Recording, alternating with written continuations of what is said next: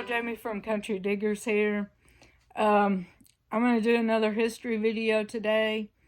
Right now it is cold outside and I don't want to get out in the cold. And it's going to be cold, freezing cold until after Christmas, I think. So there's going to be some history videos, okay? So today we're doing another Princesses Behaving Badly by Linda Rodriguez McRobbie.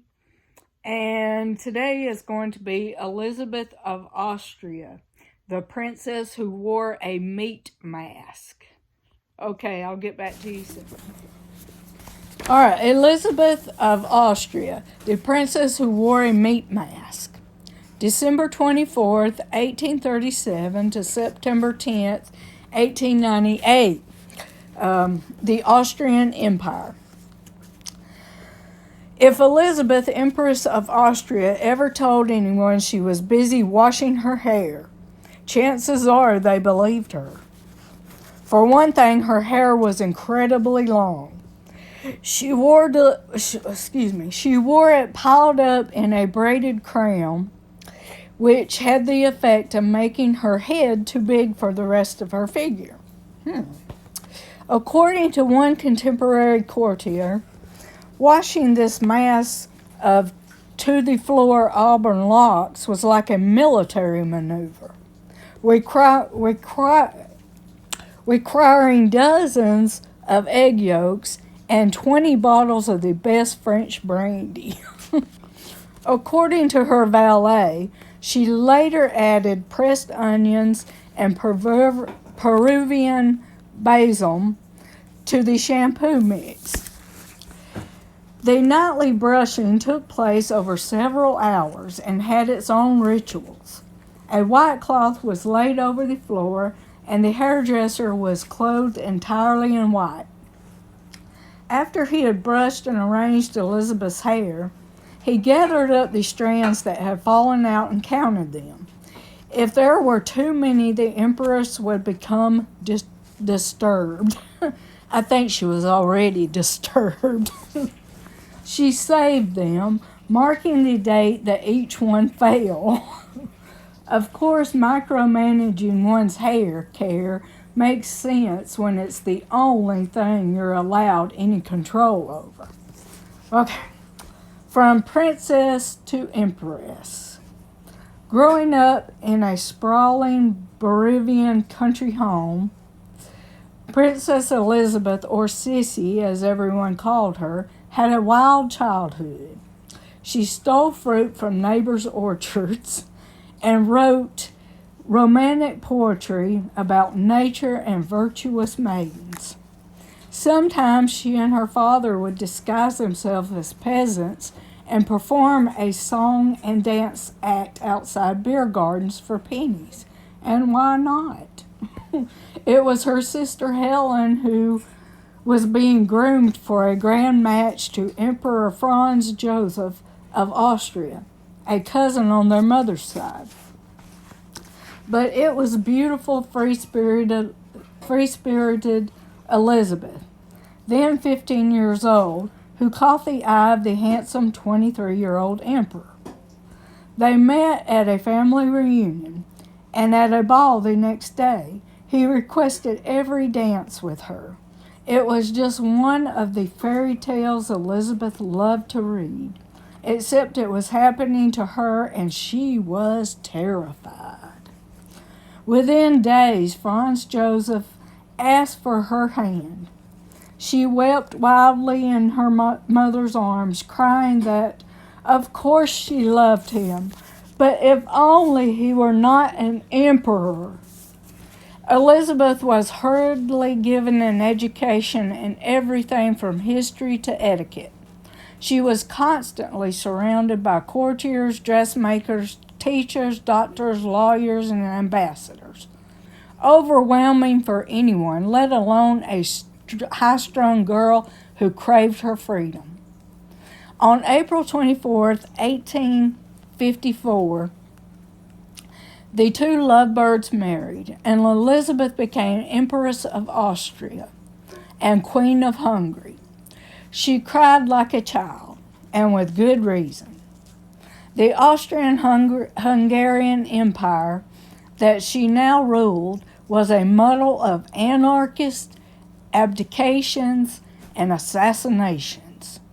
Not to mention stifling and sometimes bizarre court etiquette. Elizabeth was, by both temperament and education, ill-equipped to handle it. In other words, she was nutso. Okay. She was certainly no match for her unsympathetic mother-in-law. When the imperial marriage was consummated 2 days after the wedding, Archduchess Sophia was the first to know. After the woman remarked on her daughter-in-law's yellow teeth, Elizabeth would never open her mouth to smile and barely opened it to speak. Not that there was anyone to talk to anyway. Elizabeth was permitted to mingle with only a few families, and she had almost no friends.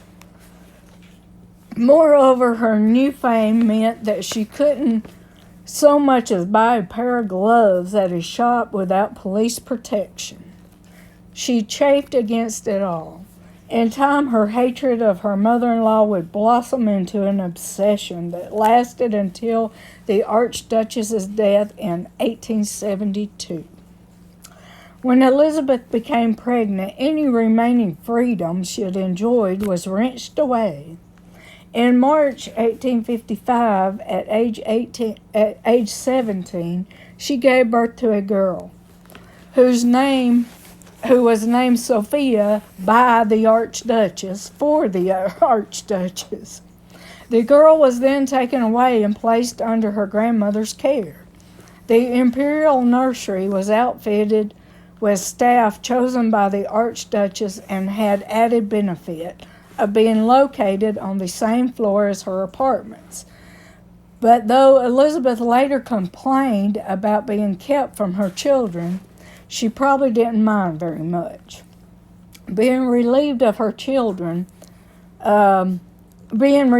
the stresses of motherhood allowed her to spend more time on her favorite hobby, cultivating her beauty.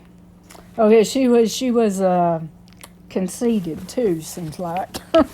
I don't think I like this woman very much. Okay, if Elizabeth had been a character in a fairy tale, she would have been the one saying, "Mirror, mirror on the wall, who's the fairest of them all?" Her manic pursuit of physical perfection was classic image disorder behavior, what we call probably the body dysmorphia. Unable to control most aspects of her life, she turned to the one thing she could manage, her appearance. Along with the elaborate hair care regime, Elizabeth starved herself to preserve her tiny waist, which measured only about 18 inches, freakishly small, even by the corseted standards of the day. She showed it off by having herself sewn into her riding clothes and wearing leather undergarments to provide warmth without adding bulk. She insisted on weighing herself twice a day. If she exceeded her self-imposed limit of 110 pounds on a 5'8" frame, she immediately put herself on a starvation diet of oranges, raw meat juice, and egg whites mixed with salt. Yuck. During her pregnancy, she found her body disgusting and hated to be seen in public. After each birth, she would become obsessed with regaining her figure and followed a starvation diet and extreme exercise. By 1875, she was sleeping with hot towels wrapped around her waist to keep slim. Now, I wonder if that works. I might try that. Okay.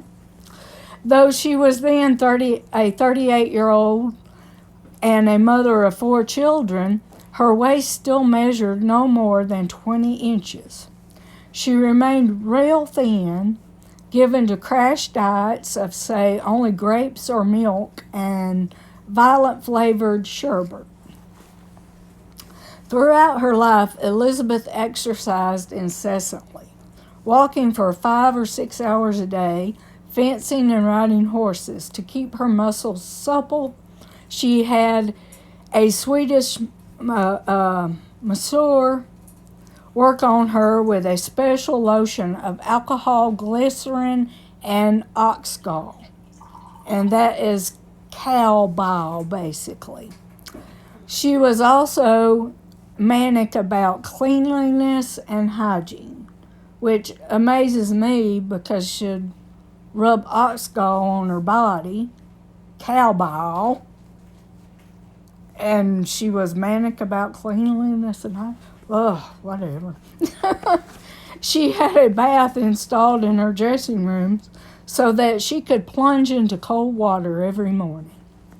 Later in life, she frequently bathed in warm olive oil to keep her skin supple and soft. If she were near the coast, she'd have seawater brought in and warmed for her bath.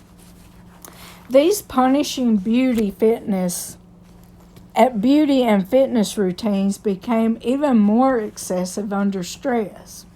When, at just 20 years old, she lost her daughter Sophia to the measles. Elisabeth refused to eat and seemed to be intentionally starving herself to death. She rallied after becoming pregnant for the 3rd time in the hope that the child would be a son and she'd never have to deal with that baby business again. After Crown Prince Rudolph's birth in 1858, she threw herself right back into exercise. She had a gymnasium installed in her dressing room, complete with parallel bars and rings. The equipment was packed up and transported wherever she traveled. As she grew older, Elisabeth's obsession with outdoor exercise, frequent crash diets, began to take a toll on her skin, prompting her to go to radical measures to preserve it. Long before Lady Gaga donned meat as fashion, Elisabeth was sleeping in a silk face mask lined with raw veal as a remedy for freckles. Oh, disgusting. Or she would coat her face in purified honey for several hours, following that up with a paste of fresh strawberries muddled with petroleum jelly. She traveled with a coterie of special Jersey cows, which she felt gave especially pure milk. Okay, she traveled with special Jersey cows, which she felt gave especially pure milk. She used their cream mixed with a paste of lily bulbs as lotion. Of course, given that many cosmetics in the 19th century were made with lead and arsenic, she might have been better off. I think probably that was true, even though it sounds disgusting. Okay, unhappily ever after. Curiously, despite the attention lavished on her looks, Elisabeth bristled at anyone actually looking at her, hiding her face behind a leather fan or parasol. She seemed to see herself as a goddess whose beauty was not for mortal eyes, as if she feared people's gaze would somehow destroy it. This attitude tallied with her fascination with the Greek language, classical gods and heroes, writing and reciting poetry and fairy tales. She also began to obsess over the idea of being the most beautiful woman in the world. collecting scrapbooks filled with pictures of women whom she considered her rivals. Life will be worthless to me when I am no longer desirable, she alleged to have said more than once. Elizabeth's eccentricities affected several aspects of her personal life, but one of the most salient was the deterioration of her marriage. The emperor was infatuated with his young wife, but was mystified by her too. He was practical. She was romantic and prone to jealousy. He clung to etiquette. She was used to being with people like her mother, who kept her dogs on her lap during dinner, killing their fleas and depositing the dead insects on her plate. Oh, that's gross. Ultimately, Franz Joseph never understood his wife, and that deeply frustrated her. I don't think I understand her either. Okay. He also refused to acknowledge that the girl he had married had blossomed into a clever young woman with a quick mind and sympathetic understanding of international politics. He frequently rebuffed her efforts to offer advice, discarding what was often sound counsel. At times, as time went on, sex became a problem too. Disgusted as she was by her body during pregnancy, Elizabeth was terrified of having more children. After Rudolph was born, she ended all intimate contact with her husband. Abstinence was also flattered her self-image as an unsullied goddess, desired but unattainable. By withholding sexual favors, though, she had to face the very real fear, that Franz Joseph would find another woman. And in 1860, her worst fears were realized. After being diagnosed with a venereal disease, likely gonorrhea, 23-year-old Elisabeth realized that her husband had been unfaithful. She took off traveling, the first of what would become a lifetime of trips to escape the Austrian court and Franz Joseph, who bankrolled her lifestyle without complaint. The couple made up enough in 1867 for Elizabeth to become pregnant again, this time with Valerie, the only daughter she raised as she wished. She then spent the rest of her life keeping the emperor at arm's length.